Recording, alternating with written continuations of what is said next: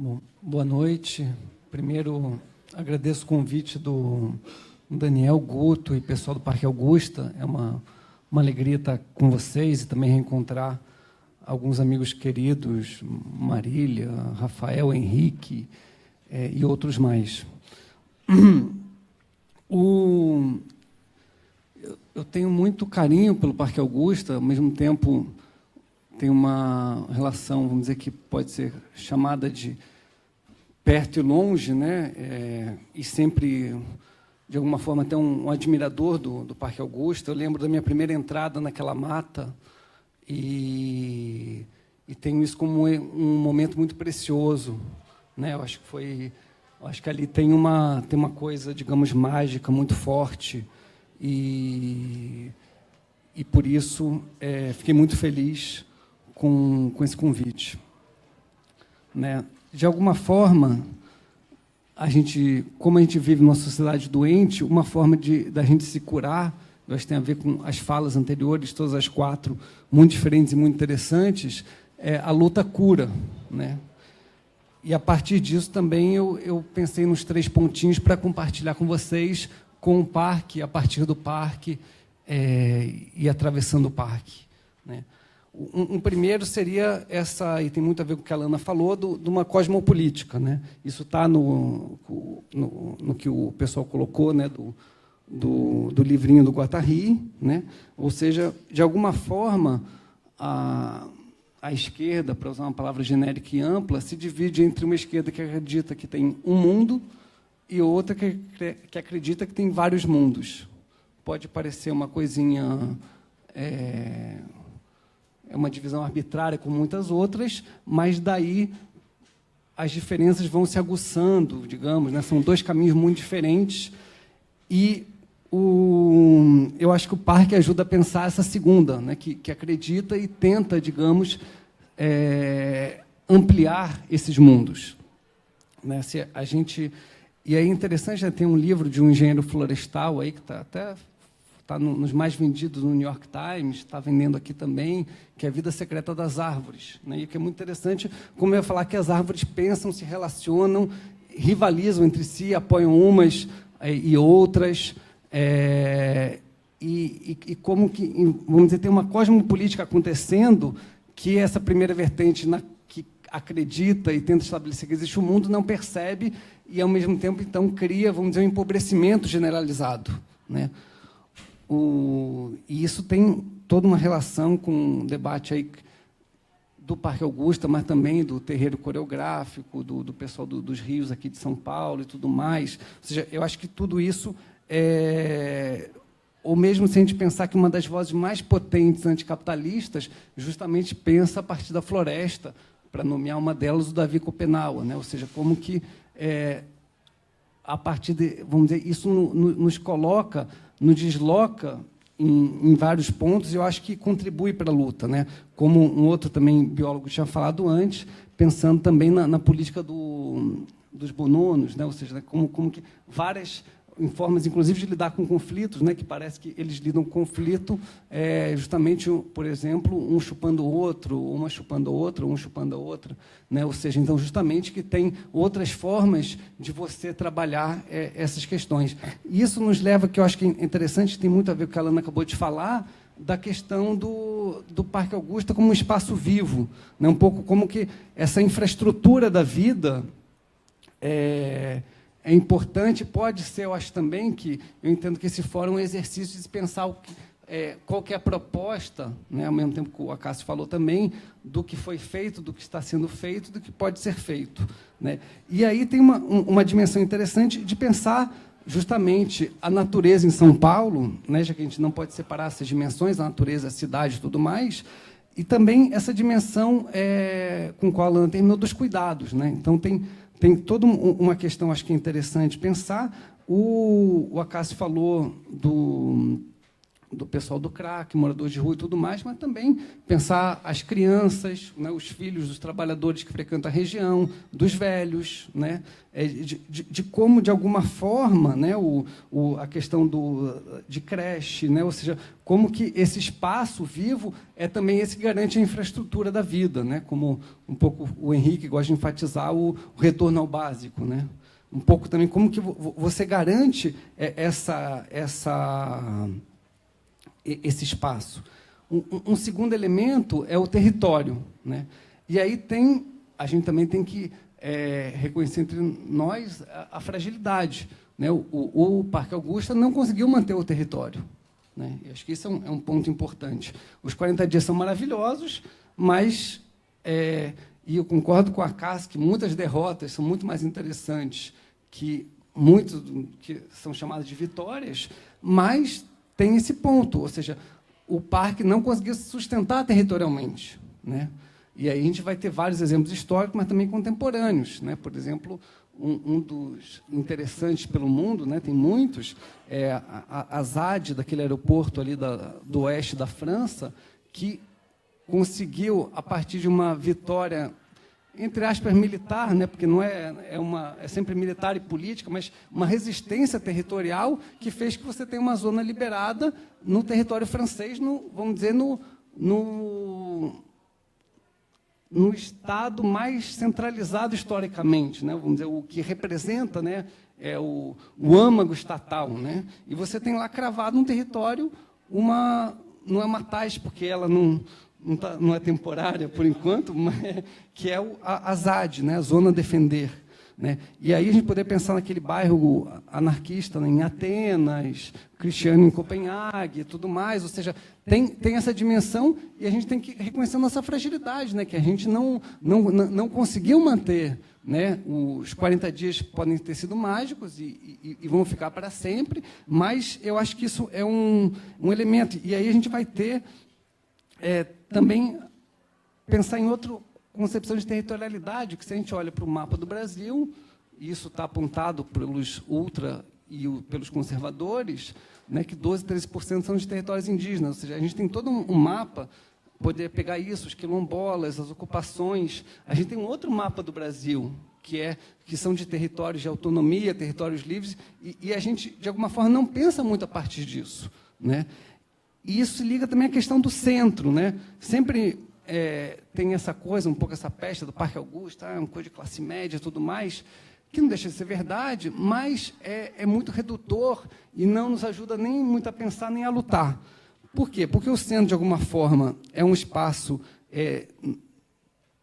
opor dessa forma a periferia não faz tanto sentido, mas também ele é um espaço de confluência, né? Ou seja, a periferia frequenta, está, trabalha, e também é uma certa ressonância, né? E isso também nos faz pensar numa questão fundamental, que é das alianças, né? Eu não sei se existe ainda, mas teve, em certo momento, nos fins dos anos 90 e anos 2000, o Fórum Centro Vivo, por exemplo, que justamente congregava isso e, de alguma forma, pensando nessa questão da territorialidade, trazendo mais para o centro de São Paulo, mas não só, a gente tem toda uma série de territórios livres tentando se libertar, né? O Oficina, o debaixo do Viaduto, vários terreiros, a própria Craco, né? O Moinho e tudo mais, ou seja, né? Inclusive, de alguma forma, o que eu acho que o Fórum tem que pensar é que uma das grandes batalhas contra a gentrificação e tudo mais vai se dar nas próximas semanas, que é a Batalha do Moinho, né? Ou seja, está claro que o prefeito de São Paulo quer acabar com aquilo, com o seu aliado a nível estadual, a nível nacional está com algumas dificuldades, mas isso vai estar posto, e, de alguma forma, onde estará o Parque Augusta nisso? Né? Eu acho que é uma questão interessante para a gente pensar. Né? Sempre que um pouco, e a fala da Lana me fez pensar numa coisa que a gente, com alguns amigos, sempre pensava antes, como pensar esse encontro entre Parque Augusta e MTST, né? Que é uma questão que foi pendente, infelizmente. Né? E, de alguma forma, né, o Parque Augusta também pode ser esse espaço de encontro, né? Ou seja, a gente precisa desses espaços, né? Ou seja, o sucesso, por exemplo, de um lugar como Audiânia foi também porque a cidade não tinha lugares de encontros plurais. Por isso que, imediatamente, ele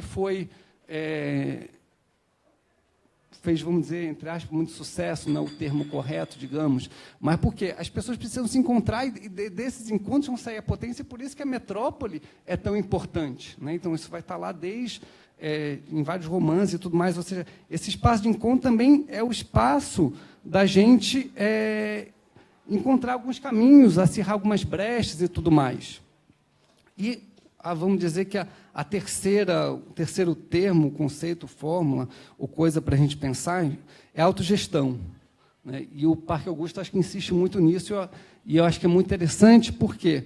Porque a autogestão, ela, de novo, divide, no bom sentido, concepções e práticas, porque a autogestão é imanência, ela traz para o hoje, né? Ou seja, que boa parte da esquerda vai sempre vai colocar para depois as transformações. Então, a autogestão puxa, e ela também ajuda a gente a pensar tanto, vamos dizer, seriam os dois inimigos, o capital e o Estado, como relação, né? Ou seja, é sempre esse confronto entre poder e resistência.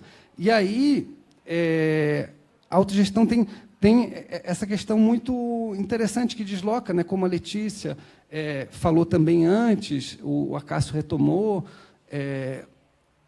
que agora, inclusive está no valor de hoje, né, que os parques vão ser administrados por PPPs, né, parceria público-privadas, né, o Dória quer desestatizar também e tudo mais. Ou seja, isso está colocando essa questão da privatização dos parques. A resposta tradicional da esquerda é estatizar. Vamos dizer, é uma reapropriação pública do privado que, por sua vez, foi uma desapropriação do comum, uma expropriação do comum. E a autogestão, acho que coloca um pouco essa questão da democracia, ou seja, ela traça um vetor que atravessa essa polaridade, né? E isso também, eu acho que aí tem uma questão de pensar esse uso comum, desse estar junto, ou seja, né, que está relacionado com essa coisa que a Alana falou, por exemplo, da cozinha coletiva, ou seja, de como que a gente consegue prescindir do capital do Estado, envolve fazer diferente e fazer, né? Eu acho que, então, por isso que... mas também, por outro lado, envolve a relação com o poder público. E aí a gente não tem respostas tão fáceis, né? Nem com Haddad, nem com Dória, nas suas continuidades e descontinuidades. Mas aí tem 2, 3 exemplos que eu acho que ajudam a pensar. Um é dos nossos amigos holandeses do Provos, né? Eles, de alguma forma, anteciparam esse espírito de 68, e eles, uma das ações lá, talvez a mais famosa, foi a das bicicletas brancas, né? Então, era a ideia que tinha uma coisa, na época, bem contra o carro, né? Ou seja, né, como se vocês veem, a rua é um espaço público que é ocupado pelos carros, que não são, vamos dizer, que são, vamos dizer, instrumentos individuais, principalmente de locomoção, né? Então, a bicicleta tinha todo um debate em relação a isso, e também que ela era. Você usava a bicicleta e depois largava ela, aí o outro ia usar, depois outro, todo mundo ia ter um monte de bicicleta e ia poder circular livremente pela cidade. E qual que era o papel do poder público? Era justamente a manutenção da bicicleta. Interessante, né? Como eles seriam quase anarcos, mas eles designam um papel para o poder público, né? Então, acho que é uma imagem interessante. A bicicleta do Itaú é a degenerescência disso, né? Ou seja, pegaram, né, como, sabe, um capital não produz nada, ele só captura. Aí ele capturou essa ideia décadas depois, e aí fez, na França, fez uma forma, digamos, mais pública, aqui é uma PPP. Oi? Um outro exemplo que eu acho que é interessante também, e que eu acho que dialoga muito com a luta do parque, é uma turminha ali em Nápoles, né? que aconteceu, sei lá, uns 8 anos atrás? Uma lista independente de esquerda ganhou a prefeitura e a partir, vamos dizer, e Nápoles tem, como outras cidades italianas e europeias e mundiais, uma tradição de ocupação dos centros sociais e tudo mais. E aí, ao mesmo tempo, o que seria, vamos dizer, o modelo, no bom sentido, erundino, né? Então, quem ganha vai compor administração nos movimentos populares, sociais e tudo mais, mas eles não foram compor administração, continuaram onde estavam. Mas conseguiram, nessa tensão de não ser governo, mas de ter um diálogo com o prefeito eleito, vamos dizer, fora do sistema partidário italiano, criaram uma categoria que, digamos, entre aspas, não legalizou esses centros sociais, que eles recuperaram uma categoria medieval, acho que do direito italiano, chamado uso cívico. Então, esses lugares foram reconhecidos como nem públicos nem privados. Por quê? Eles não são administrados, eles não são de propriedade privada, tampouco são propriedade pública. E o órgão soberano é a Assembleia. E, ao mesmo tempo, isso me lembra as bicicletas brancas, a prefeitura, que nem eu acho que é no Teatro Oficina, por exemplo, ela é encarregada da infraestrutura básica, luz, manutenção, segurança e tudo mais. Né? Ou seja, de novo, aí eu acho que esses exemplos ajudam a pensar um pouco o que seria esse comum que vocês colocaram como questão. Né? Ou seja, que, de alguma forma, a gente tem, pelo mundo afora, uma série de territórios livres que vão, digamos, dinamitando polaridades que podem ajudar a pensar ou não. Né? Por exemplo, igualdade, diferença, pragmático, radical, meio-fins, local global, espontaneidade de organização. E eu acho que é interessante que essa série de experiências aí, um pouco elas atravessam isso. E eu acho que isso, e de alguma forma, eu vejo o Parque Augusta, vamos dizer, como parte desse movimento. É isso.